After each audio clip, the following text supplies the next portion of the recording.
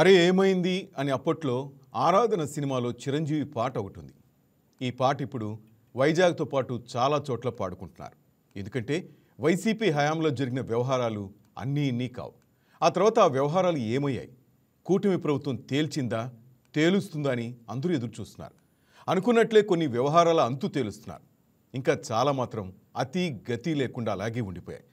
అవి ఆరోపణలా తప్ప లేక తప్పు జరిగినా పట్టించుకోవడం లేదా పట్టించుకుంటున్నా ఆలస్యం అవుతుందా? ఏమీ అర్థం కావట్లేదు. మా పని మేం చేస్తాం మీకు చెప్పాలని కూడా కొందరు అడగొచ్చు.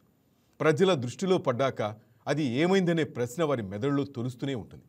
ఆ విషయం తేలేదాకా ఎదురు చూస్తూనే ఉంటారు. లేదంటే అది ఒట్టి ప్రచారమే అని అన్నా చెప్పాలి. అలా వదిలేశారని అనుకుంటున్న ఓ వ్యవహారం మీ ముందుకు తెస్తున్నాం. ఐఏఎస్ జవహర్ రెడ్డి పేరు బాగానే ఉంది. ఆయన టీటీడీలో కూడా చేశారు.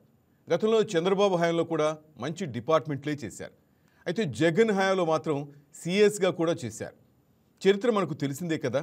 జగన్ గారి హయాంలోనూ అంతకుముందు వైఎస్ఆర్ హయాంలోనూ ఐఏఎస్ల మీద ఎలాంటి మరకలు పడ్డాయో, తర్వాత ఎంతమందికి ఏమైందో చూస్తూనే ఉన్నాం. అలాగే జవహర్ రెడ్డి మీద కూడా ఒక మచ్చ పడింది. ప్రభుత్వ ప్రధాన కార్యదర్శి అంటే మొత్తం అధికార యంత్రాంగానికి సూపర్ బాస్. ఆ పోస్టులో ఉన్నవారికి పని ఒత్తిడితో పాటు ఎక్కడా లేని బరువు బాధ్యతలు ఉంటాయి. అందుకే సిఎస్గా ఉన్న అధికారులు అదనంగా మరే ఇతర ప్రభుత్వ శాఖలు తమ వద్ద ఉంచుకోరు. ఇది ఆనవాయితీ. జగన్ హయాంలో సిఎస్గా పనిచేసిన జవహర్ రెడ్డి దీనికి బ్రేక్ వేశారు. సిఎస్గా ఉంటూనే రెవెన్యూలో అతి కీలకమైన స్టాంప్స్ రిజిస్ట్రేషన్ విభాగాన్ని తనకు కావాలని తీసుకున్నారు. అది కూడా సిఎస్ అయిన వెంటనే కాదు, ఎన్నికలకు సరిగ్గా 4-5 నెలల క్రితమే ఆయన ముచ్చటపడి ఆ శాఖను తన అధీనంలోకి తీసుకున్నారు. అది కూడా సిఎస్ అయిన వెంటనే కాదు, ఎన్నికలకు సరిగ్గా 4-5 నెలల క్రితమే ఆయన ముచ్చటపడి ఆ శాఖను తన అధీనంలోకి తీసుకున్నారు. గుర్తుపెట్టుకోండి. ఈ పరిణామంపై ఐఏఎస్ వర్గాల్లోనే భిన్నమైన చర్చ జరిగింది. జవహర్ రెడ్డి ఎందుకు ఈ డిపార్ట్మెంట్ను తీసుకున్నారు, ఏం చేయాలనుకుంటున్నారని అప్పట్లో చర్చోపచర్చలు సాగాయి. 5 నెలల తర్వాత సీన్ కట్ చేస్తే విశాఖతో పాటు భోగాపురం ఏరియాలో జవహర్ రెడ్డి భూములు కొన్నారని, అందులో భారీగా అసైన్డ్ భూములు ఉన్నాయని జనసేన నేత మూర్తి యాదవ్ తీవ్ర ఆరోపణలు చేశారు. తన వద్ద ఆధారాలు ఉన్నాయని నిరూపించడానికి సిద్ధంగా ఉన్నానని మీడియా ముందే సవాల్ చేశారు. జీవో 596 ఆధారంగా అసైన్డ్ భూములకు శాశ్వత హక్కులు కల్పించిన తర్వాత తన బినామీలతో జవహర్ రెడ్డి భూములు కొనిపించారని ఆయన తీవ్ర ఆరోపణలు గుప్పించారు. అలాగే జనసేన కార్పొరేటర్ మూర్తి యాదవ్పై లీగల్ చర్యలు తీసుకుంటానని కూడా సిఎస్ హెచ్చరించినా ఆ దిశగా ఇప్పటివరకు చర్యలు తీసుకోలేదు. పైగా మూర్తి యాదవ్ మరో ముందడుగేసి 3 వ్యక్తుల పేర్లు ప్రకటించారు. అందులో సిఎస్ కుటుంబ సభ్యుడి పేరు కూడా ఉండటం గమనార్హం. అసైన్డ్ భూములు కొట్టేసేందుకే జీవో 596 తీసుకొచ్చారని, ఇందులో జవహర్ రెడ్డి పాత్ర ఉందని మూర్తి యాదవ్ బలమైన ఆరోపణలు గుప్పించారు. భూములు కొన్న తర్వాత రిజిస్ట్రేషన్ శాఖ నుంచి ఎలాంటి డాక్యుమెంట్లు వివరాలు బయటకు రాకుండా సిఎస్ కుట్రలు చేశారని కూడా ఆయన తీవ్ర ఆరోపణలు చేశారు. ఈ ఆరోపణల నిజం ఎంతో నిర్ధారణ కాలేదు, కానీ రిజిస్ట్రేషన్ శాఖ అయితే సిఎస్ వద్దే ఉంది. పైగా ఆయన భోగాపురం ఎయిర్పోర్ట్ రివ్యూ పేరుతో వచ్చి ఆ పని పూర్తి చేసుకున్నారని తేదీలు సమయంతో సహా ఆరోపించారు. ఈ ఆరోపణలు జవహర్ రెడ్డి ఖండించారు. ఇంత జరిగినా ప్రభుత్వం మారినా ఇప్పటివరకు ఏమీ తేలలేదు. జనం మాత్రం అది ఏమైందని ప్రశ్నిస్తున్నారు. ఆ ఆరోపణలు నిజమా కాదా? నిజం కాకపోతే మూర్తి యాదవ్ బయటకు వచ్చి సారీ చెప్పాలి. నిజమైతే ప్రభుత్వం చర్యలు తీసుకోవాలి. లేకపోతే ఎవరి మానాన వాళ్ళు మాడిపోయిన మసాలా దోశ తింటుంటే ఏదో చూపించినట్లే ఉంటుంది. రైట్? దీని మీదే మనం డిబేట్ చేద్దాం. మనతో పాటు టీడీపీ నేత రాజేష్ అప్పసాని గారు ఉన్నారు. అలాగే మూర్తి యాదవ్ జనసేన కార్పొరేటర్ విశాఖ నుంచి మరి కాసేపట్లో జాయిన్ కాబోతున్నారు.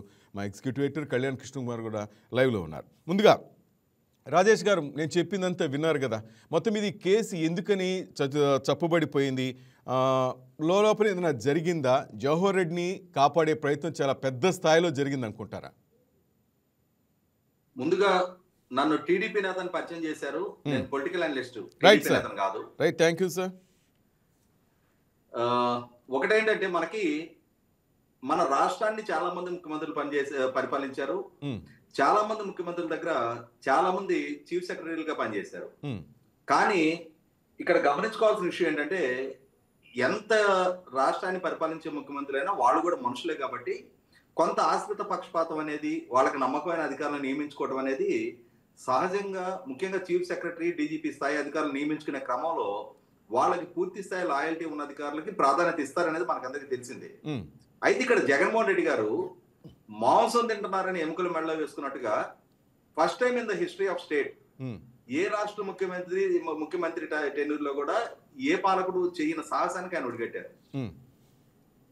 అంటే తాను కడప జిల్లా నుంచి ముఖ్యమంత్రిగా ఉన్నారు, అలాగే చీఫ్ సెక్రటరీ డీజీపీ ఇరువురిని కూడా ఆ క్రమంలో జవహర్ రెడ్డి గారిని అలాగే రాజనాథ్ రెడ్డి గారిని ఇద్దరిని తన సొంత జిల్లా నుంచి తన సామాజిక వర్గం నుంచే ఆ రోజు ఎంపిక చేసుకోవడం జరిగింది.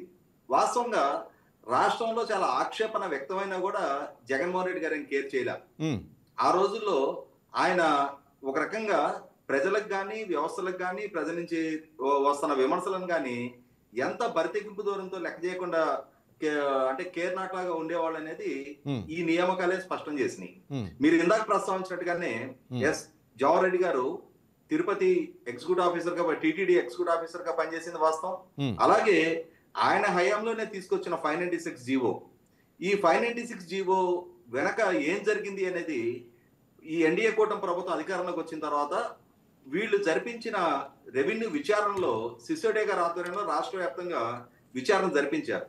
ఆ విచారణలో నవంబర్ ఆఖరిలో ఈ జీవో విడుదలైతే ఏప్రిల్ నాటికి, అంటే ఏప్రిల్ కూడా కాదు వాస్తవంగా జూన్ కొత్త ప్రభుత్వం ఏర్పాటు జరిగిన నాటికి 13.5 లక్షల ఎకరాలకి ఫ్రీ హోల్డ్ సర్టిఫికెట్లు ఇష్యూ కాబట్టాయి.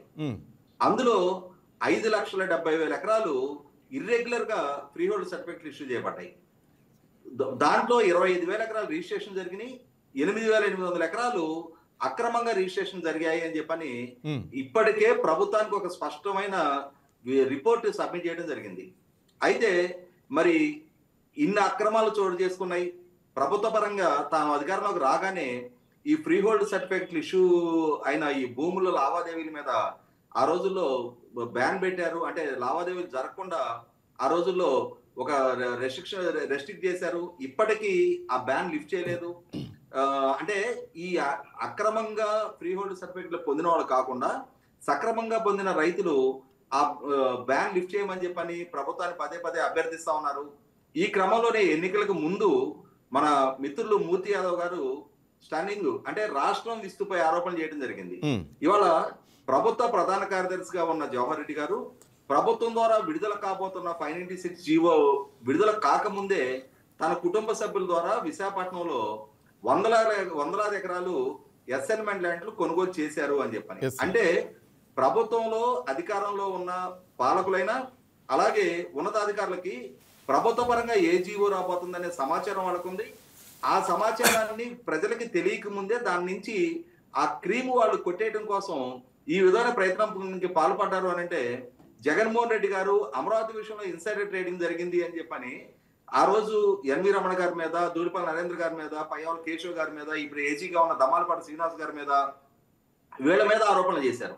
కానీ అసలు సిసలు ఇన్సైడర్ ట్రేడింగ్ ఏంటి అంటే ఇవాళ ఈ 5,70,000 ఎకరాల ఇర్రెగ్యులర్ ఫ్రీ హోల్డ్ సర్టిఫికెట్లు, అలాగే ఆ రోజు చీఫ్ సెక్రటరీగా ఉన్న జవహర్ రెడ్డి కాదు, ఆ రోజు మంత్రిగా పనిచేసిన మేరుగ నాగార్జున వంటి వాళ్ళు కూడా విశాఖపట్నం చుట్టుపక్కల వందలాది ఎకరాల భూములు కొనుగోలు చేస్తున్నారు అనేది వార్తాపత్రికల్లో పతాక శీర్షికలో వచ్చాయి.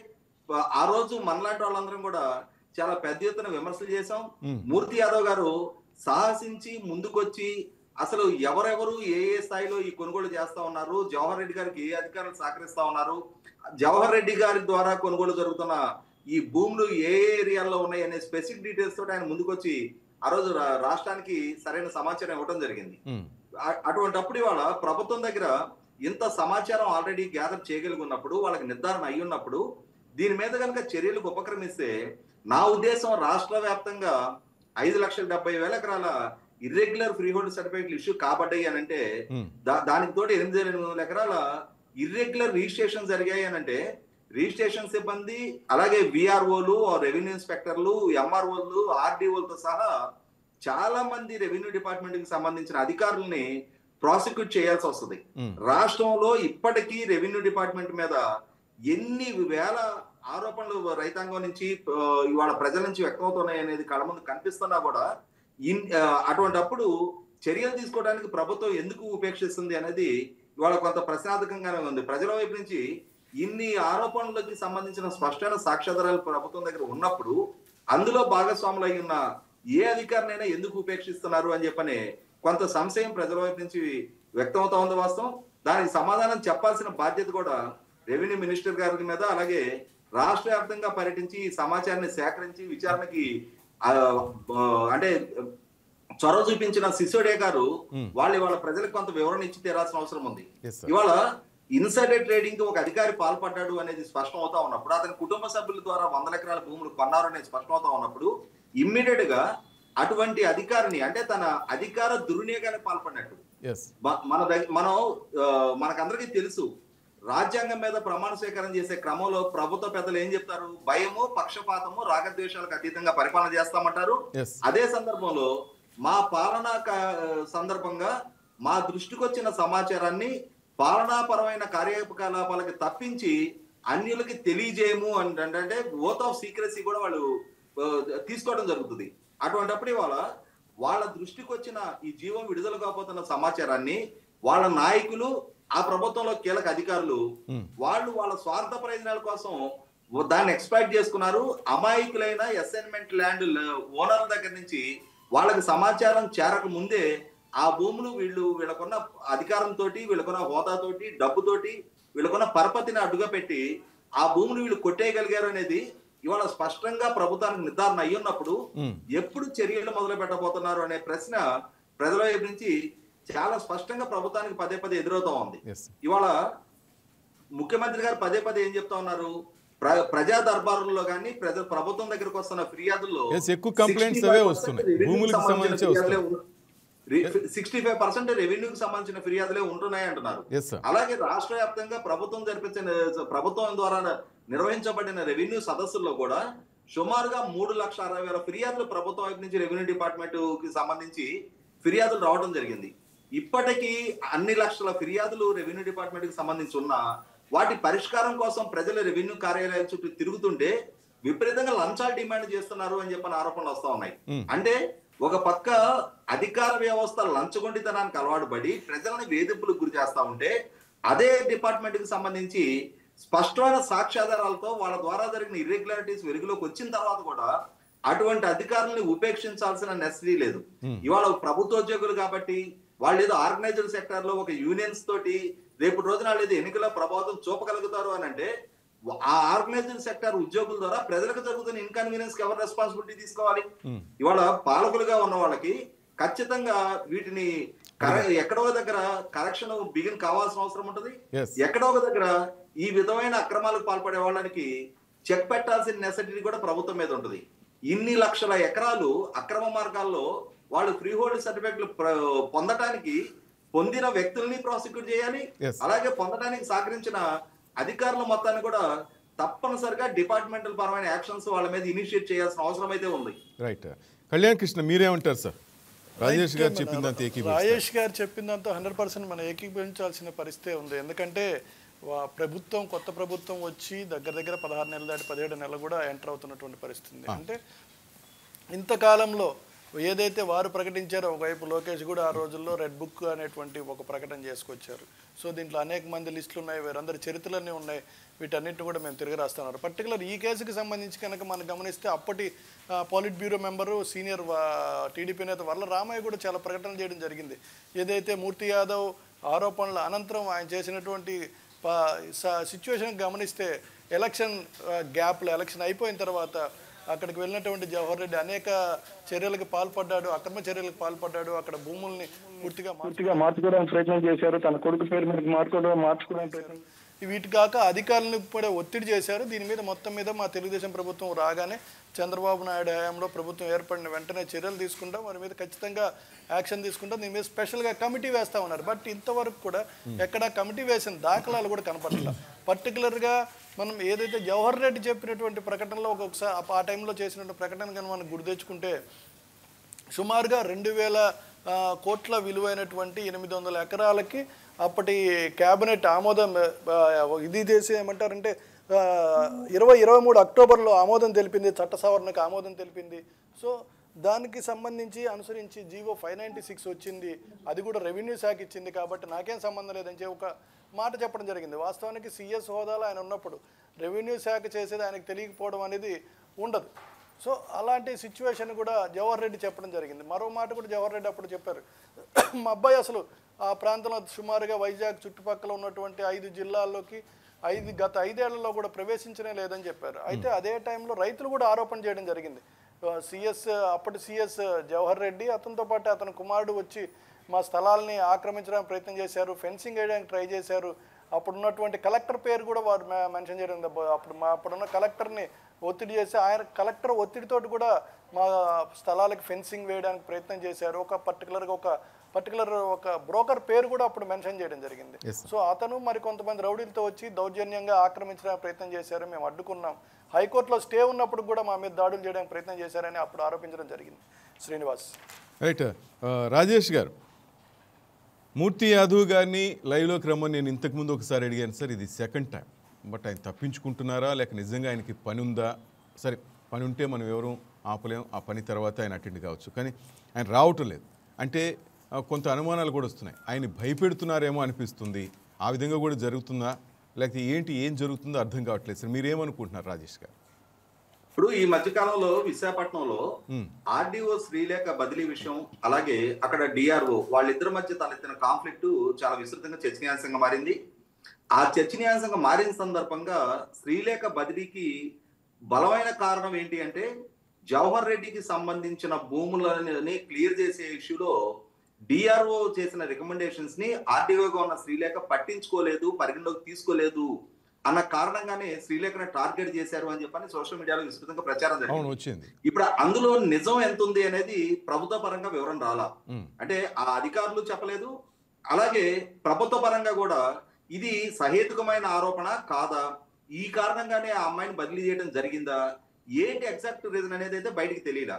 కానీ అంటే ఒక రిటైర్డ్ అధికారి ఇప్పుడు ప్రభుత్వంలో ఉన్న ఉన్నతాధికారులను కూడా తన చెప్పు చేతల్లో పెట్టుకోవడానికి చేసే క్రమంలో ఆ అధికారులు తన మాట కనుక వినరు అనుకున్నప్పుడు తన మనుషుల చేత వాళ్ళని బదిలీ కూడా చేయించగలుగుతా ఉన్నాడు, పోస్టింగ్ కూడా లేకుండా వాళ్ళని జిఏడికి అటాచ్ చేయించగలుగుతా ఉన్నాడు అనేది కనుక, అంటే చలామణైన ప్రచారం గనక నిజమైతే ఇప్పటి ప్రభుత్వంలో కూడా అధికార వ్యవస్థను అతనికి గుప్పెట్లో పెట్టుకున్నాడు అనేది భావించాల్సి ఉంటుంది. తర్వాత ఇంకొక కీలకమైన అంశం ఏంటి అంటే, మొన్న మనకి పేపర్ లో ఒక వార్త పోస్ట్ అయింది.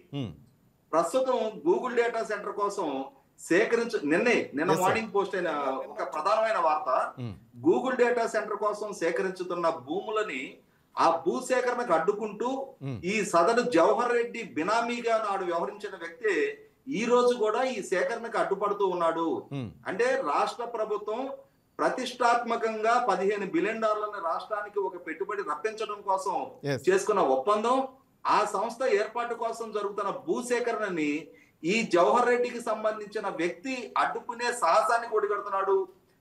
164 స్థానాలతో అధికారంలో ఉన్న ప్రభుత్వంలో ఆ ప్రభుత్వం సంకల్పించిన ఒక ప్రెస్టీజియస్ ప్రాజెక్టు ఇవాళ ఒక గేమ్ చేంజర్ గా రాష్ట్రానికి నిలవబోతున్న ఆ ప్రాజెక్టు గ్రౌండింగ్ కాకుండా అడ్డుకోవడానికి ఈ అధికారికి సంబంధించిన బినామీ అక్కడ అంటే అడ్డుపుల వేసే ప్రయత్నం చేస్తున్నాడు, రైతాంగాన్ని రెచ్చగొడతా ఉన్నాడు, రైతాంగాన్ని కోర్టులకి అంటే ఫేక్ సంతకాలతోటి, ఫోర్జరీ సంతకాలతోటి, అలాగే చనిపోయిన వ్యక్తుల పేరుతోటి కోర్టుల్లో కేసులు వేయించే సాహసానికి అతను ఒడిగడుతున్నాడు అని చెప్పని వార్త వచ్చింది. న్యూస్ పేపర్ లో ప్రధానంగా మెయిన్ పేపర్ లో పోస్ట్ అయిన వార్త అది.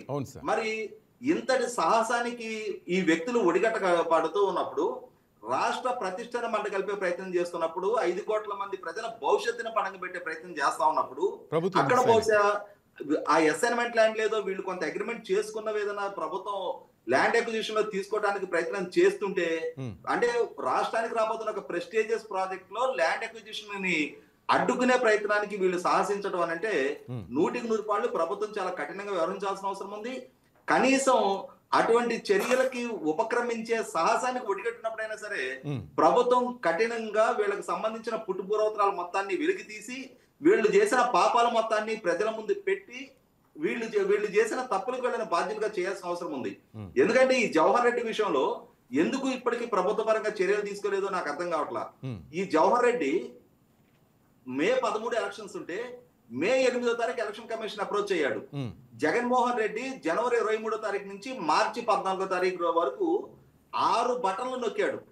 ఒక్క పటానికి సంబంధించి కూడా డబ్బులు ట్రాన్స్ఫర్ చేయాల. వాటిని అన్నింటినీ బ్యాంకులో డిపాజిట్ చేసి అడ్డుపెట్టి ఎలక్షన్ కి 2 రోజుల ముందు వాటిని ఆ లబ్ధిదారుల అకౌంట్ కి ట్రాన్స్ఫర్ చేయాలని చెప్పని ప్రయత్నం చేస్తే దాన్ని సహకరిస్తూ ఈ Jawahar Reddy election commission approach అయ్యాడు. మే 10వ తారీఖు రోజు, అంటే మే 11 సాయంత్రం ప్రచారం ముగుస్తుంది. మే 10వ తారీఖు రోజు మేము ఈ డబ్బులు డిపాజిట్ చేస్తాం లబ్ధిదారులకి, ఈ డబ్బు కనుక డిపాజిట్ చేయకపోతే లబ్ధిదారుల జీవితాలు తలకిందులు అయిపోతాయి అని చెప్పని కొంతమంది లబ్ధిదారులతో కోర్టులో కేసులు కూడా వేయించాడు. అవును, ఎగ్జాక్ట్లీ. అంటే ఎన్నికలలో జగన్మోహన్ రెడ్డికి లబ్ధి చేయడం కోసం ఎంతటి అధికార దుర్వినియోగానికి పాల్పడ్డాడు, కోడ్ ఆఫ్ కాండక్ట్ వైలేషన్ కి పాల్పడ్డా అనేది ఆ రోజుల్లో నాలాంటి వాళ్ళం ఎన్ని వీడియోల్లో ఎన్ని ప్యానల్ చర్చల్లో వీళ్ళని విమర్శిస్తూ ఉండేవాళ్ళము. అటువంటప్పుడు ఇవాళ అధికారం దక్కిన మొన్న 12వ తారీఖుకి 17 నెలల కాలం పూర్తే 18 నెలలు అడుగుపెట్టాం మనం. ఈ 17 నెలల 12 రోజులు వాటికి. ఈ 17 నెలల 12 రోజుల్లో ఈ జవహర్ రెడ్డి లాంటి వాళ్ళని ఇమ్మీడియట్ గా పనిష్ చేస్తారు, వాళ్ళు చేసిన తప్పులకి వాళ్ళని అకౌంటబుల్ చేస్తారని చెప్పని ఆ రోజు మేము ప్రజలకు అష్యూర్ చేసాం. ఇప్పుడు మాలాంటి వాళ్ళు ఎంతో మంది మాట్లాడితే అది దానికి ఇన్ఫ్లుయెన్స్ అయిన ప్రజలు ఏం జరుగుతుంది అనేది అర్థం చేసుకున్నారు ఆ రోజున. అలా అర్థం చేసుకుని ప్రజలు ఒక అంచనాకు వచ్చి వాళ్ళ తీర్పు వాళ్ళు వెలువరించిన తర్వాత ఇంతటి మెజార్టీ తోటి ఇంతటి అధికారాన్ని కట్టబెట్టిన తర్వాత ఇవాళ సాచివేత ధోరణి ఎందుకు ప్రదర్శిస్తున్నారు అనేది పాలకులకే అర్థం కావాలి.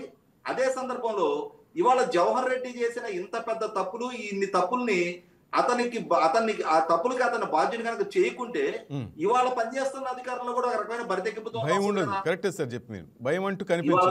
ఏ తప్పు చేసినా, ఎంత బరితెక్కింపుకు పాల్పడినా, ఎన్ని బిజినెస్ రూల్స్ ని ఉల్లంఘించినా, రూల్ ఆఫ్ లా అతిక్రమించినా కూడా రేపటి రోజున మేము సంపాదించిన డబ్బో హోదానో, మాకుండే క్యాష్ సపోర్ట్, పొలిటికల్ అఫిలియేషన్ ఇవి మమ్మల్ని కాపాడతాయి అనే ఒక బరితెగింపు వాళ్ళ ఇప్పుడున్న అధికారంలో కూడా అదే ప్రబలితే రేపటి రోజున ప్రభుత్వ పాలసీస్ ని ప్రాపర్ గా ఇంప్లిమెంట్ చేసేదెవరు?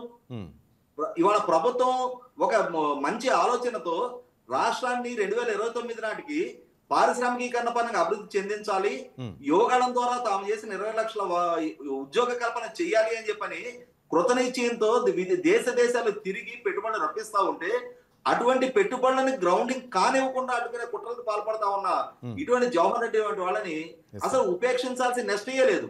ఈ విషయంలో ప్రభుత్వం చాలా కఠినంగా వ్యవహరించాల్సిన అవసరం ఉంది, వేగంగా స్పందించాలి.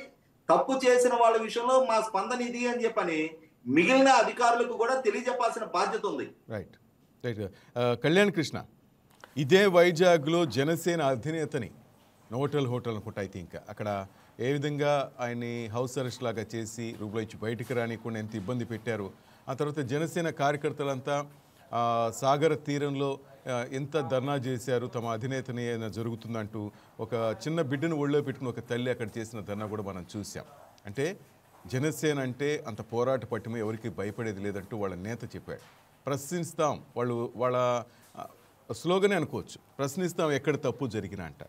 అలాంటి పార్టీకి సంబంధించిన మూర్తి యాదవ్ ఆ ఎర్రకండువా వేసుకుని కనిపిస్తూ ఉన్నాడు. ఎందుకని వెనకబడుతున్నాడు, ఎందుకని తప్పించుకుంటున్నాడు, భయమా? ఎందుకంటే వాళ్ళ అధినేత ఈరోజు డిప్యూటీ సీఎం, ఎందుకు భయపడుతుంది? నిజం తేల్చాలి కదా. ఈరోజు కాకపోయినా రేపైనా ఒకవేళ ఇక్కడ తప్పు ఉందో అక్కడ తప్పు ఉందో తెలిస్తే ఆ పార్టీకి మాయన మచ్చ. At the same time sir చెప్పినట్టుగా గూగుల్ లాంటి ప్రతిష్టాత్మక ప్రాజెక్ట్ అక్కడ వస్తుంటే అడ్డుకుంటున్నారు ఈ జవహర్ రెడ్డి అనుచరులైతేనేమి ఆ భూసేకరణకు సంబంధించి. అంటే ఎంత బ్యాడ్ నేమ్ చెప్పండి గవర్నమెంట్కి. అయినా కూడా గవర్నమెంట్ ఎందుకు చడి చప్పుడు లేకుండా సైలెంట్గా ఉంది? వీళ్ళు చేసిన తప్పుల్ని ఎందుకు బయట పెట్టలేకపోతుంది? అంటే ఎక్కడ లోపం కనిపిస్తుంది కళ్యాణ్? ఇక్కడ ఒక విషయాన్ని మనం స్పష్టంగా గమనించాలి. రాజేష్ గారి ఆవేశాన్ని, ఆక్రోశాన్ని కూడా మనం స్పష్టంగా వింటున్నాం. వారు చెప్పినటువంటి ప్రతి మాట కూడా అక్షర సత్యాలని మాత్రం చెప్పొచ్చు. అయితే ఇక్కడ ఒక కోణాన్ని కూడా మనం గమనించాలి. ఏదైతే మేము కక్ష సాధింపు చర్యలకు దిగబోము అన్నటువంటి చంద్రబాబు నాయుడు గారు సీఎంగా ప్రమాణ స్వీకారం చేసిన టైంలో చేసినటువంటి ఒక ప్రకటన ఉంది. దాన్ని మనం ఈ సందర్భంగా గుర్తు చేసుకోవాల్సిన అవసరం ఉంది.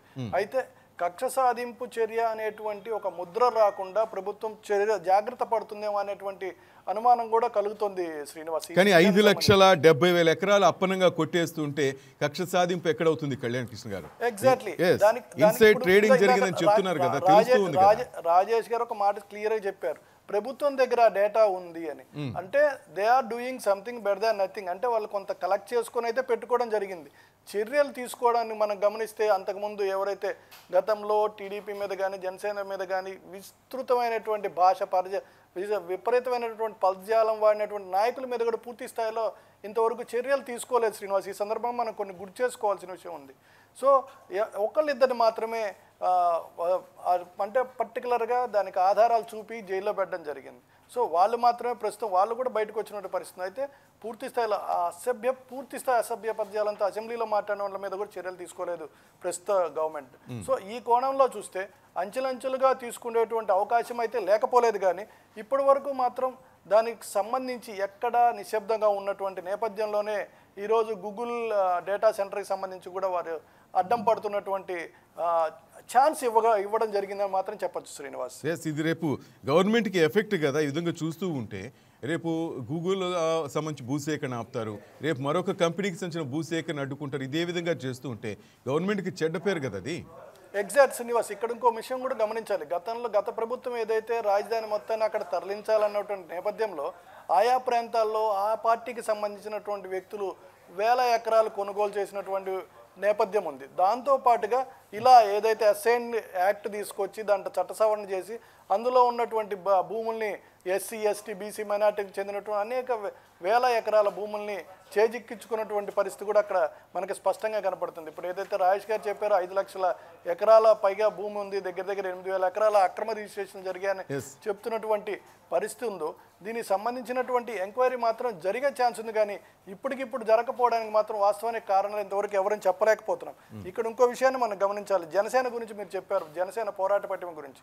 జనసేన ఏదైతే పాయింట్అవుట్ చేసిందో సీజ్ ద షిప్ అన్నారు జనసేన చీఫ్ వెళ్ళి కాకినాడలో, కానీ షిప్ చక్కగా వెళ్ళిపోయింది. సో ఇలాంటి చర్యలు చాలా ఉన్నాయి. మూర్తి నాయుడు అక్కడ ఆరోపణలు చేసినటువంటి మూర్తి యాదవ్ తర్వాత ఎక్కడా కనిపించలేదు. ఈరోజు మన చర్చకి వస్తామని చెప్పినటువంటి మూర్తి యాదవ్ చివరి క్షణాల్లో మీటింగ్ ఉందని చెప్పి స్కిప్ అవ్వడం జరిగింది. స్కిప్ అవ్వచ్చు, మీరు అన్నట్టుగా వేరే కారణాలు అవ్వచ్చు, కానీ ఈరోజు దానికి కూడా రాలేనటువంటి పరిస్థితి ఉంది. సో దీనికి సంబంధించి మీరు అన్నట్టుగా బెదిరింపు అవ్వచ్చు, లేదా ఇతర యాక్టివిటీస్ ఏమైనా జరిగి ఉండేటువంటి ఛాన్స్ కూడా లేకపోలేదు శ్రీనివాస్. రైట్ రాజేష్ గారు, మీకు అంతా తెలుసు, మీరు సర్వం తెలిసిన వ్యక్తులే. వైజాగ్లో జవహర్ రెడ్డి అన్న దందాలు చేస్తున్నారు, ఈ విధంగా రౌడీల్ని గుండాలు పంపించి బెదిరింపులకు వీటికి కూడా పాల్పడుతున్నాడా? మీకు వచ్చేసి ఉంటుంది అంటే ఇక్కడ మూర్తి యాదవ్ ఇంటెగ్రిటీని మనం సస్పెక్ట్ చేయాల్సిన నెక్స్ట్ లేదు. కారణం ఏంటి అంటే ఇప్పుడు రీసెంట్ గా విజయసాయి రెడ్డి కుమార్తెకి భీమ్లీ సిఆర్జెడ్ నిబంధనలు ఉల్లంఘించి వాళ్ళు చేసిన నిర్మాణాన్ని కూల్చివేత విషయంలో కానీ గత వారం జరిగిన విచారణ సందర్భంగా కూడా అతను ఫైల్ చేసిన కేసే ఇవాళ విజయసాయి రెడ్డి కుమార్తె చేత కోట్ల రూపాయల పెనాల్టీ కట్టించారు. అలాగే ఆ కూల్చివేత ఛార్జెస్ కూడా ఆమె దగ్గర నుంచే వసూలు చేయడం జరిగింది. మేము ఆ ఛార్జెస్ కూడా పే చేశామని చెప్పని గత విచారణ సందర్భంగా విజయసాయి రెడ్డి కుమార్తె స్వయంగా కోర్టుకి అఫిడవిట్ ఇవ్వడం జరిగింది. కాబట్టి ఇది 100% మూర్తి యాదవ్ స్వయంగా చేసిన పోరాట ఫలితమే. విజయసాయి రెడ్డి ఆయన తప్పు పట్టలేదు సార్, మూర్తి యాదవ్ నేను ఎక్కడ తప్పు పట్టలేదు సార్. నేను అంటుంది అతను స్వయంగా కాంప్రమైజ్ అయిన ఇష్యూ కాదు. కాకపోతే ఏంటంటే మీరు అన్నట్టుగా అతను పదే మీడియా ముందుకు వచ్చి ఇష్యూస్ రైజ్ చేసి బహుశా ప్రభుత్వ పరంగా ఈ ఇనాక్టివ్నెస్ కనిపించిన తర్వాత కొంత నిరాసక్తతకు లోనై ఉండొచ్చు. నేను పదే పోరాటం చేసి కూడా ప్రయోజనం ఏముంది, ప్రభుత్వ పరంగా చర్యలు తీసుకున్నప్పుడు అనే ఒక నిరాసక్తతకు అతను లోనై ఉండొచ్చు. కారణం ఏంటంటే ఇక్కడ ఒక విశాఖపట్నానికి సంబంధించి ఇంకొక కీలకమైన విషయం చెప్తాను నేను. గతంలో చంద్రబాబు నాయుడు గారి ప్రభుత్వం విశాఖపట్నం భూ అక్రమాల మీద సిట్ ద్వారా విచారణ జరిపింది. తర్వాత జగన్మోహన్ రెడ్డి గారి ప్రభుత్వం కూడా తాను ఒక సిట్ ద్వారా విచారణ జరిపించారు. అలా జరిపించిన సందర్భంలో ప్రభుత్వం దృష్టికి ఒక ఇర్రెగ్యులారిటీ వెలుగులోకి వచ్చింది.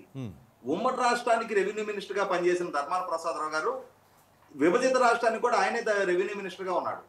ఆయన రెవెన్యూ మినిస్టర్ గా ఉండగా విశాఖపట్నంలో మాజీ సైనికోద్యోగులకు సంబంధించిన 67 ఎకరాల భూములకి అక్రమ మార్గాల్లో ఎన్ఓసీలు ఇప్పించుకొని ఆ ఎన్ఓసీ బేస్ చేసుకొని వాటిని తన కుటుంబ సభ్యుల పేరిట రిజిస్ట్రేషన్ చేసుకున్నాడు అని చెప్పని సిట్ నిర్ధారణ చేసి ఆయన మీద చర్యలకు రికమెండ్ చేసింది.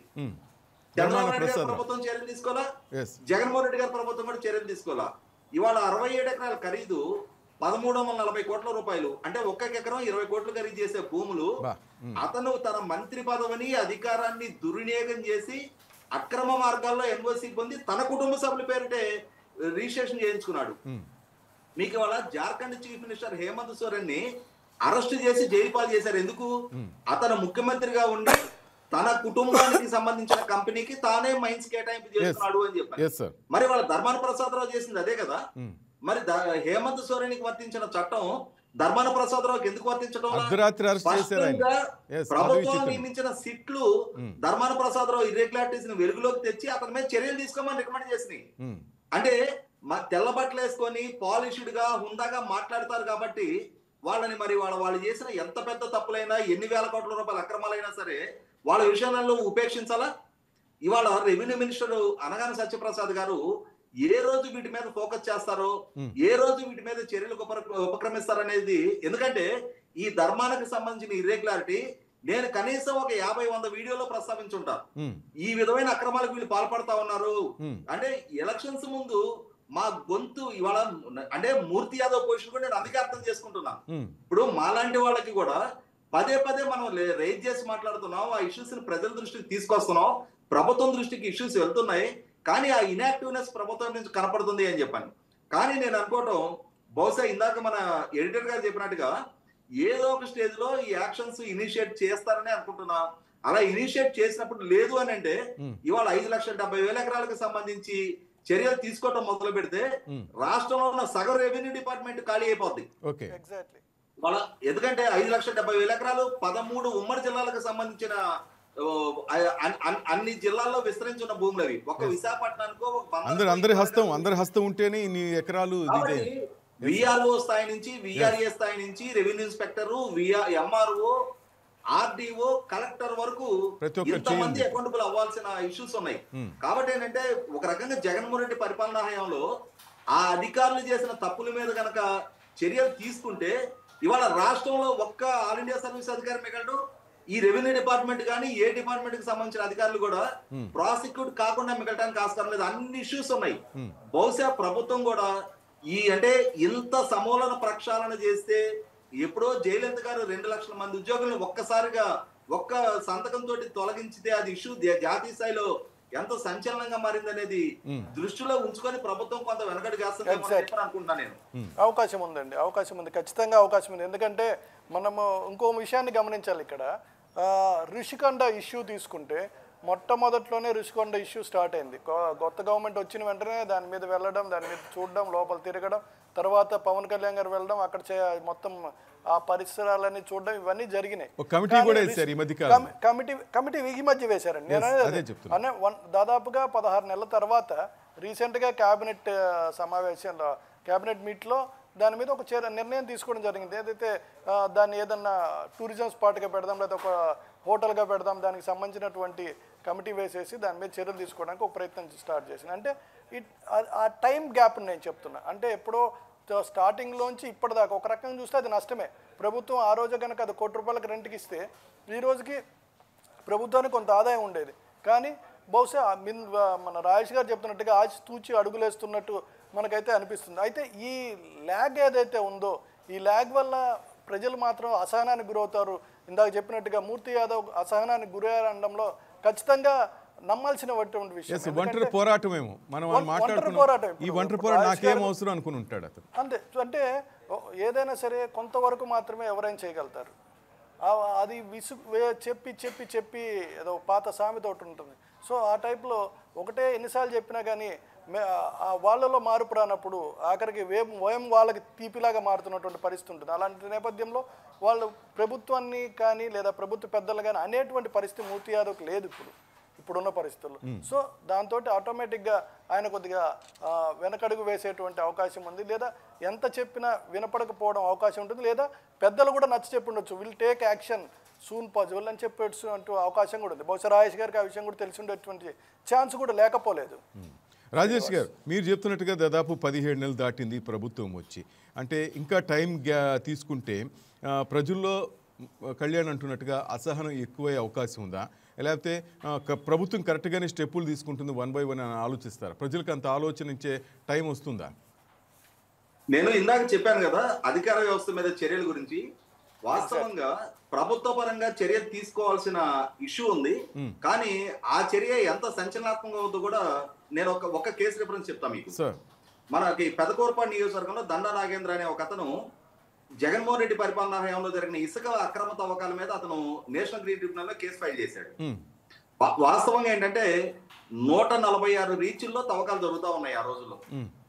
అటువంటి ఆ తవ్వకాల్లో పూర్తి పర్యావరణ అనుమతుల్ని ఉల్లంఘించి హెవీ మెషినరీతో తవ్వకాలు జరుగుతున్నారు, అనుమతుల్ని మించి తవ్వకాలు జరుగుతున్నారు అని చెప్పని అతను ఎన్జిటిలో కేసు ఫైల్ చేస్తే ఎన్జిటి స్వయంగా నిర్ధారణ చేసుకొని 106 రీచ్లు క్లోజ్ చేసేసేయండి, రాష్ట్ర అవసరాలు రీచ్ 40 రీచ్ల్లోనే తవ్వకాలు జరపండి, ఈ 40 రీచ్లు కూడా హెవీ మెషినరీ వాడటానికి వీల్లేదు, మాన్యువల్ లోడింగ్ చేయమని చెప్పని ఆదేశాలు ఇచ్చింది. మేము అలాగే చేస్తున్నాము, మేము ఇర్రెగ్యులర్ తవ్వకాలు జరపడం లేదని చెప్పని ఎన్జిటికి రాష్ట్ర ప్రభుత్వం అధికారికంగా అఫిడవిట్ ఇచ్చింది. ఇచ్చిన తర్వాత ఇతను పదే మళ్ళీ ఎన్జిటిని అప్రోచ్ అవుతున్నాడు, మీరు ఇచ్చిన ఆదేశాలు ఇక్కడ అమలు కావడం లేదు, ఇంకా ఎక్కువగా తవ్వకాలు జరుగుతున్నాయి అని చెప్పని. చివరికి ఎన్జిటి రాష్ట్ర ప్రభుత్వానికి నాడు చీఫ్ సెక్రటరీగా ఉన్న జవహర్ రెడ్డి గారికి పదే లేఖలు రాసింది. మైనింగ్ ఎండి వెంకటరెడ్డి ఆ రోజున వీళ్ళకి పదే లేఖలు రాస్తుంటే వీళ్ళు ఇక్కడ ఎటువంటి అక్రమాలు జరగటం లేదు అని చెప్పని 8 సార్లు రిప్లై ఇచ్చారు. దాంతో ఎన్జిటి విసిగి వేసారి వీళ్ళతో లాభం లేదని చెప్పని వీళ్ళకి ఇన్ఫార్మ్ కూడా చేయకుండా central ministry for environment and forest అధికారులని ఒక బృందాన్ని ఇక్కడికి పంపించింది, మీరు వెళ్ళి పర్సనల్ గా వెరిఫై చేసి మాకు రిపోర్ట్ ఇవ్వండి అని చెప్పని. రాష్ట్ర ప్రభుత్వానికి తెలియజేయకుండా వాళ్ళు వచ్చారు ఇక్కడికి. వాళ్ళు వచ్చి రాష్ట్ర వ్యాప్తంగా పర్యటన చేసి వాళ్ళు ఎన్జిటికి ఇచ్చిన రిపోర్ట్ ఏంటి అంటే, మీరు 40 రీచ్లు తవ్వుకోమని అనుమతి ఇచ్చామంటున్నారు, అక్కడ 500 రీచ్ల్లో తవ్వకాలు జరుగుతూ ఉన్నాయి, ఒక్కొక్క రీచ్లో ఒక్కొక్క బకెట్ 1.5 to 2 టన్ కెపాసిటీ ఉన్న హెవీ మెషినరీతో లోడింగ్ జరుగుతూ ఉంది, on and average per day ఒక్కొక్క రీచ్లో 1500 నుంచి 2000 టన్నులు తవ్వకాలు జరుగుతున్నాయి, అంటే రోజుకి 1,00,000 టన్నులు తవ్వకాలు జరుగుతున్నాయి అని చెప్పని కేంద్ర అటవీ పర్యావరణ శాఖ అధికారులు ఎన్జిటికి రిపోర్ట్ ఇచ్చారు.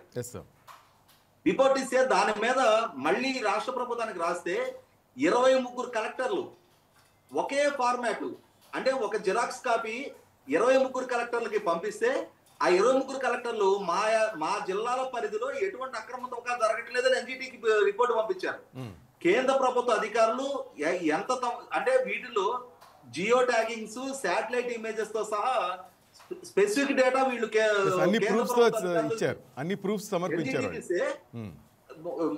ఎన్జిటికి 23 కలెక్టర్లు తప్పుడు రిపోర్ట్ ఇచ్చారు.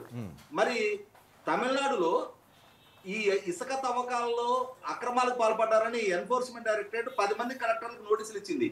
మరి ఇక్కడ 23 కలెక్టర్లు వీళ్ళు ఎందుకు తప్పించుకోగలుగుతా ఉన్నారు? కేంద్ర ప్రభుత్వ అధికారులు నిర్ధారణ చేసిన వాస్తవాల్ని ఎన్జిటికి తప్పుడు రిపోర్ట్ ఇవ్వడం అంటే కోర్టుకు తప్పుడు సమాచారం ఇచ్చినట్టే కదా. ఇదే రిపోర్టు ఎన్జిటి సుప్రీంకోర్టులో కూడా షేర్ చేసుకుంది. ఇవాళ సుప్రీంకోర్టు ఈ అంశంలో పదే విచారణ జరుపుతా ఉంది. కోట్ల టన్నుల అక్రమ తవ్వకాలు జరిగినాయి అని చెప్పని ఇప్పుడు ఈ రాష్ట్ర ప్రభుత్వం కూడా సుప్రీంకోర్టుకి రిపోర్ట్ ఇచ్చింది. మరి 23 ఐఏఎస్ అధికారులు all India service collector stage లో ఉన్నారంటే బహుశా నేను అనుకోవటం అంటే మరీ జూనియర్ అధికారులు కాదు, అట్లని చెప్పని ప్రిన్సిపల్ సెక్రటరీ స్ట్రైకో జాయింట్ సెక్రటరీ స్ట్రైకో ప్రమోట్ అయిన అధికారులు కూడా కాదు, యంగేజ్ లో ఉన్న అధికారులే.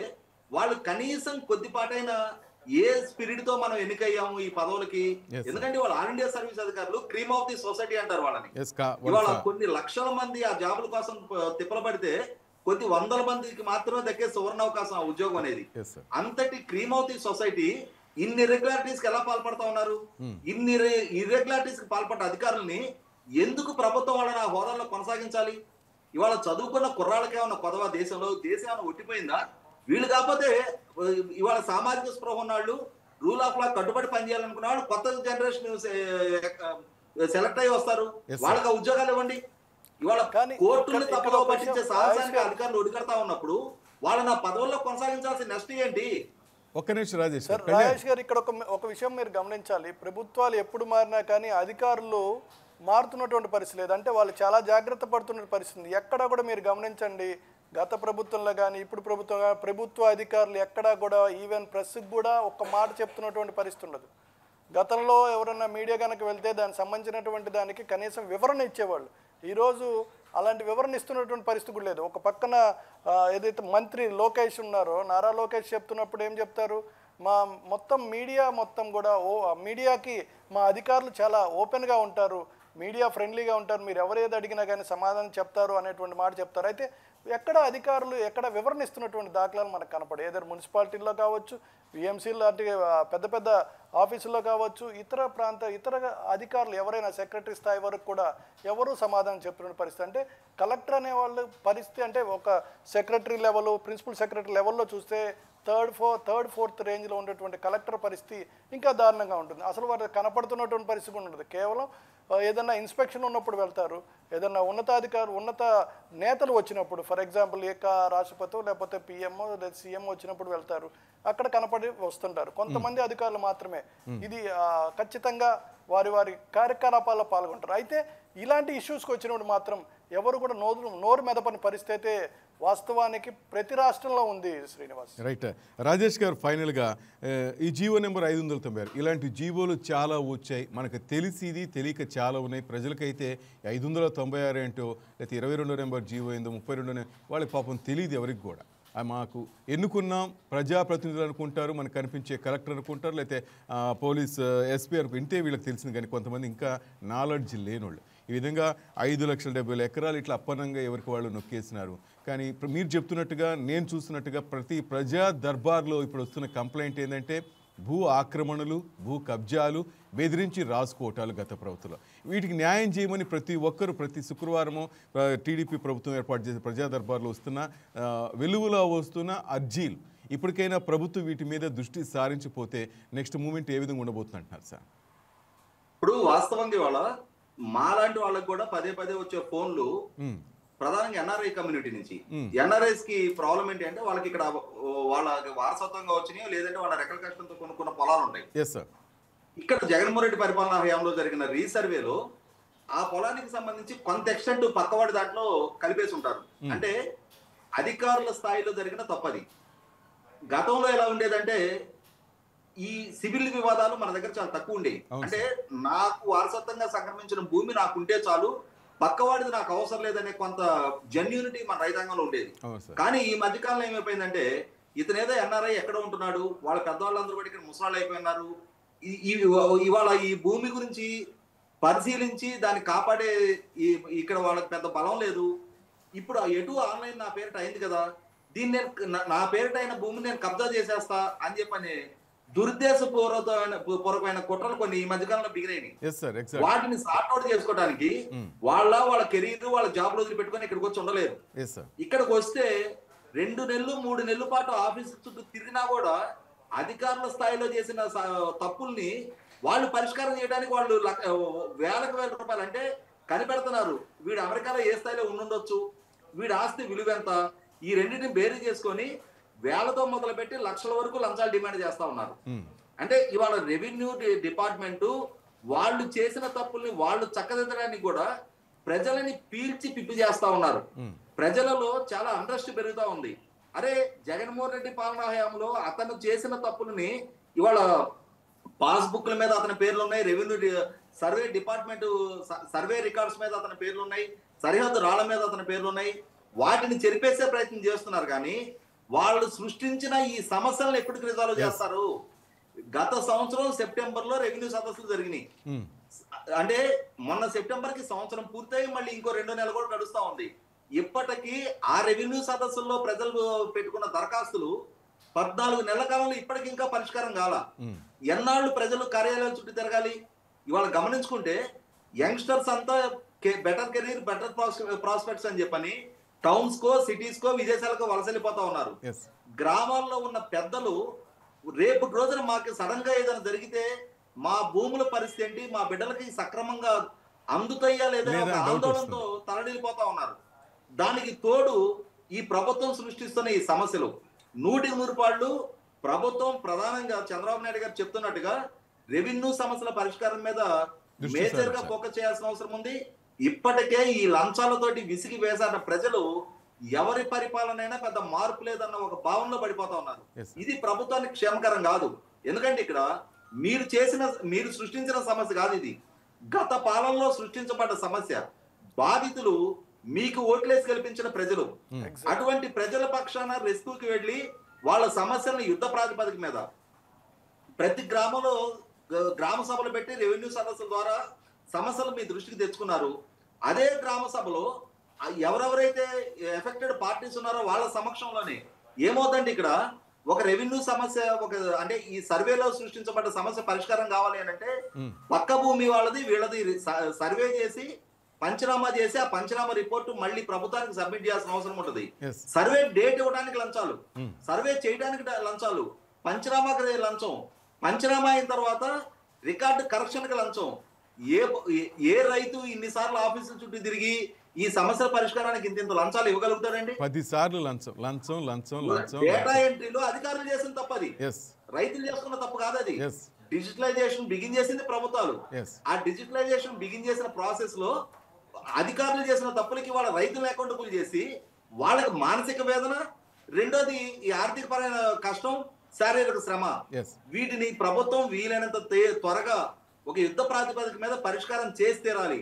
లేదంటే ఇప్పటికే ప్రభుత్వం పట్ల కొంత అసంతృప్తి వ్యక్తం అవుతా ఉంది. ఇవాళ పాలకులుగా చంద్రబాబు నాయుడు గారు లేకపోతే రెవెన్యూ మినిస్టర్ అరగాని సత్యప్రసాద్ గారు వాళ్ళు చెయ్యని తప్పులకి ఇవాళ ప్రజలకు ఎదుర్కొతున్న ఇన్కన్వీనియన్స్ కు వాళ్లే లైబుల్ అవుతున్నారు. అవును సార్, రైట్. మీరు చెప్తున్నట్టుగా ఇది జవహర్ రెడ్డితో స్టార్ట్ చేస్తే బాగుంటుంది. రెండోది మీరు చెప్తున్నట్టుగా ముఖ్యమంత్రిగా ఇప్పుడు ముఖ్యమంత్రి చంద్రబాబు నాయుడు గారు గత ప్రభుత్వంలో ఆయన జైల్లో ఉన్నప్పుడు ఇక్కడున్న వాళ్ళు ఏమైనా భయపడ్డారు కానీ ఎన్ఆర్ఐలు ఎవరూ భయపడలేదు. రోడ్లు ఎక్కారు, సంఘీభావం తెలిపారు. 53 రోజుల్లో ఆయన ఇప్పుడు బయటకు వస్తారంటే ప్రతి ఒక్కరు ఎదురు చూశారు. అలాంటి ఎన్ఆర్ఐలకి ఈరోజు తమ భూములు కోల్పోయి చాలామంది గత ప్రభుత్వంలో జరిగిన తప్పులకి శిక్ష అనుభవిస్తూ వాటికి న్యాయం చేయమని కోరుతున్నారు. మీరు చెప్తున్నట్టుగా ప్రభుత్వం నుంచి అంత సపోర్ట్ ఇంకా రావట్లేదు. ఒకవేళ అది సరిగా చేయకపోతే మాత్రం తప్పకుండా ఆ ఎన్ఆర్ఐల ఆగ్రహం చవి చూడాల్సి వస్తుంది. జవహర్ రెడ్డి మీద కూడా చర్యలు త్వరగా తీసుకోకపోతే ఈ ప్రభుత్వం కూడా గత అధికారులను చెప్పు చేతుల్లో పెట్టుకుంది, లేకపోతే ఏదో ఒకటి వీళ్ళంతా ఒకటే అనే భావన ప్రజల్లో ఉంటుంది. కాబట్టి ప్రభుత్వం ఫైనల్గా ఎటువంటి స్టెప్ తీసుకుంటే బాగుంటుంది అంటారు సార్? ఎన్ని రోజుల్లో? ఇప్పటికే 17-18 నెలలు గడిచిపోయాయి కాబట్టి నేను అదే చెప్తుంది. ఇప్పుడు సహజంగా 2014-19 మధ్యకాలంలో ప్రతి సంవత్సరం జనవరి నెలలో గ్రామ సభలు ఏర్పాటు చేసేవాడు జన్మభూమి ప్రోగ్రాం పేరిట. నేను అనుకోవడం రేపు జనవరిలో కూడా జన్మభూమి ప్రోగ్రాం ఏర్పాటు చేస్తారనుకుంటున్నా. ఎందుకంటే ఈ ప్రభుత్వం మీద చాలా వర్గాలకి చాలా రకమైన ఎక్స్పెక్టేషన్స్ ఉన్నాయి. ఉదాహరణకి 2023 డిసెంబర్ ని డెడ్ లైన్ గా పెట్టుకొని స్పౌజ్ పెన్షన్స్ అంటే వృద్ధాప్య పెన్షన్ తీసుకుంటూ చనిపోయిన భర్త తాలూకు పెన్షన్ ని విడోగా అతని భార్యకి మొన్న రీసెంట్ గా 1 లక్ష మందికి ఇచ్చారు. కానీ అసలు సిసలు విడో పెన్షన్స్ ఉన్నాయి, అవి ఇప్పటి వరకు. అలాగే ఈ ప్రభుత్వం వచ్చిన తర్వాత 60 సంవత్సరాల వయసు దాటిన వాళ్ళకి కూడా చాలా మంది ఇప్పుడు పెన్షన్స్ కి అప్లికేషన్స్ పెట్టుకోవడం కోసం ప్రభుత్వం ఎప్పుడు కొత్తగా అప్లై చేసుకోమని పిలిపిస్తారని ఎదురు చూస్తున్నారు. ఇట్లాంటి చిన్న చిన్న గ్రామీణ ప్రాంతంలో పేదల నుంచి మొదలు పెడితే చాలా సమస్యలు ప్రభుత్వం దగ్గర ఇప్పటికీ అన్రిజర్వ్డ్ గా ఉన్నాయి. బహుశా నేను అనుకోవటం రేపు జనవరి నెలలో అయినా సరే జన్మభూమి ప్రోగ్రాము రాష్ట్ర వ్యాప్తంగా గ్రామ సభలని ఏర్పాటు చేసి ప్రజలకు సంబంధించిన సమస్యల్ని మరొకసారి ప్రభుత్వం దృష్టికి తీసుకొచ్చి జన్మభూమి సభలో ఉన్న గొప్ప విషయం ఏంటి అంటే, ఎందుకంటే నేను 94 నుంచి 2004 వరకు కూడా నాడు నేను తెలుగుదేశం పార్టీ గ్రామ కమిటీ అధ్యక్షుడిగా ఉండేవాడిని. చంద్రబాబు నాయుడు గారి ద్వారా జరిగిన ఆనాటి 13 గ్రామ సభలు కూడా నా చేతి మీదుగానే జరిగినాయి. ఆ రోజుల్లో ఈ గ్రామ సభలో ప్రజల నుంచి వచ్చిన దరఖాస్తులు మళ్ళీ గ్రామ సభ నాటికి ఏటీఆర్ అంటే యాక్షన్ టేకన్ రిపోర్ట్ ప్రజలకు విడమర్చి చెప్పాల్సి వచ్చేది. మీ దగ్గర నుంచి వచ్చిన దరఖాస్తుని మేము పరిష్కరించాము, పరిష్కరించలేకపోతే దానికి కారణం ఏంటనేది ప్రజలకు వివరించి చెప్పాల్సి వచ్చేది. ఇప్పుడు కూడా రేపు జరిగే గ్రామ సభలు కూడా ఒక స్పెసిఫిక్ టైం బౌండెడ్ షెడ్యూల్ తోటి ఆ దరఖాస్తులు తీసుకొని ఆల్రెడీ ఇప్పటికి రెవెన్యూ సదస్సుల ద్వారా వచ్చిన దరఖాస్తులు కూడా వాటిని రేపు జరగబోయే గ్రామ సభల నాటికి వాటిని పరిష్కరించి ప్రజల దగ్గరికి వెళ్తే బాగుంటది. రైట్ కళ్యాణ్, మీరేంటారు ఫైనల్ గా? గవర్నమెంట్ సభ్యులు భాష్యం ప్రవీణ్ గారు 100 రోజులు 100 గ్రామాలని చెప్పని పర్యటిస్తా ఉన్నారు. నిన్న ఈ రోజు 3వ రోజు, ఈ రోజు 2వ రోజు ఆయన పర్యటన మొదలై నాకు తెలిసి ఆయన్ని కలిసి ఆయనకి దరఖాస్తులు ఇచ్చే 190 మంది ఈ రెవెన్యూ సమస్యలకు సంబంధించి కానీ లేదంటే ఈ పెన్షన్ అప్లికేషన్స్ కానీ ఉంటాయి సార్. ఒక్క భాష్యం ప్రవీణ్ గారికే కాదు సార్, మొత్తం రాష్ట్ర వ్యాప్తంగా అటు శ్రీకాకుళం నుంచి కుప్పం దాకా ఇదే సమస్యలు సార్. దాని మీదే ఆయన ఇవాళ ఒక మీరు ప్రోగ్రామ్ చెప్తుంది తీసుకొని కరెక్టే. ప్రజల దగ్గరికి మీరు చెప్తున్నట్టు వెళ్తున్నారు కరెక్టే. కాబట్టి చెప్తున్నా నేను. మీరు చెప్తున్నట్టు కరెక్టే. కానీ ప్రతి చోట గత ప్రభుత్వంలో భూ కబ్జాలు, వాళ్ళని బెదిరించి వాళ్ళ పేరు మీద రాపించుకోవటం ఇవే జరిగాయని చెప్పి ఈరోజు ప్రతి ఒక్క మీరు చెప్తున్నట్టుగా ఎంతో కష్టపడి సంపాదించుకున్న డబ్బుతో ఎంతో కొంత భూమి కొనుక్కుంటే అది బెదిరింపులకో లేకపోతే భూ కబ్జాలకు పాల్పడిందని ప్రతి పేదవాడు బాధపడుతున్నారు సార్. వాళ్ళకి న్యాయం జరిగితేనే వాళ్ళు కూడా మేము కోరుకున్న ప్రభుత్వం వచ్చింది, ఇంతమందికి ఓటేసినందుకు 164 మంది గెలిపించుకున్నందుకు హ్యాపీగా ఫీల్ అవుతారు. కానీ లేదు ఇదే సిచ్యువేషన్ ఉంటే కూడా తప్పకుండా అసంతృప్తి ఎందుకు రాదు సార్? కళ్యాణ్ ఏమంటారు? ఫైనల్ చేంజ్ చూడొచ్చా మనం? సార్ చెప్పినట్టుగా సంక్రాంతికి కొత్త అందరి కళల్లో హ్యాపీగా మంచి సంక్రాంతిని చూడొచ్చు అంటారా? ఖచ్చితంగా శ్రీనివాస్, ఎందుకంటే గత ప్రభుత్వం మీద సంపూర్ణమైనటువంటి అసంతృప్తితో ఓట్లు వేసి ఈ ప్రభుత్వాన్ని తీసుకొచ్చుకున్నారు ప్రజలు. సో ఇది ప్యూర్లీగా మనం చెప్పాలంటే ప్రజల చేత ప్రజల కొరకు ఎన్నుకున్న ఒక ప్రభుత్వంగా ఇది ఒక స్టార్టింగ్ నుంచి ఒక క్లారిటీ ఉంది. సో వీరు కూడా ఇచ్చినటువంటి వరుస పెట్టి వారు ఇచ్చినటువంటి హామీలు ఏవైతే ఉన్నారో ఒక్కొక్కటి క్లియర్ చేసుకుంటూ వస్తున్నటువంటి పరిస్థితి.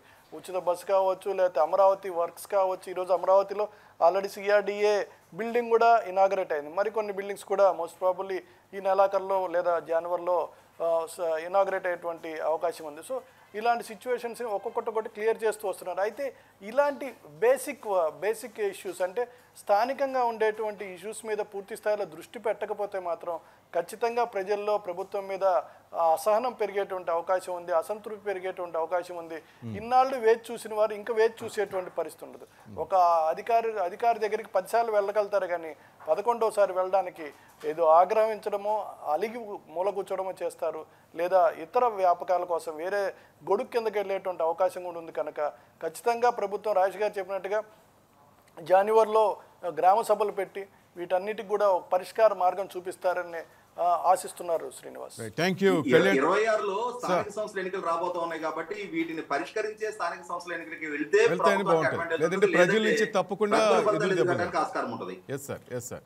మీరు చెప్తున్నట్టుగా ఈ దృష్టిలో పెట్టుకుని ప్రభుత్వం ముందడుగు వేస్తుందని అందరం భావిద్దాం సార్. ఎందుకంటే గ్రామ సభలు అంటే సామాన్యం కదా, అక్కడి నుంచే చేతిని మొదలవుతుంది కాబట్టి అక్కడ సరిగ్గా రెస్పాన్స్ లేకపోతే అది ఎఫెక్ట్ తర్వాత పడుతుంది. సో ప్రభుత్వం ఇంత పెద్దలు తక్కువైన వాళ్ళం కాదు, అందరూ ఆలోచించే వాళ్ళే, మేధావులే ఉన్నారు కాబట్టి తప్పని మార్పు కనిపిస్తుంది. చూద్దాం సార్, నెక్స్ట్ ఇయర్ ఆ మార్పు కనపడాలి, ప్రజల్లో అంత హ్యాపీగా ఉండాలని మనస్ఫూర్తిగా కోరుకుందాం. థ్యాంక్ యూ రాజేష్ గారు. Thank you Kalyan Krishna. Right, that's all for now. Keep watching YK News. ఇది తెలుగు వారి గుండె చప్పుడు.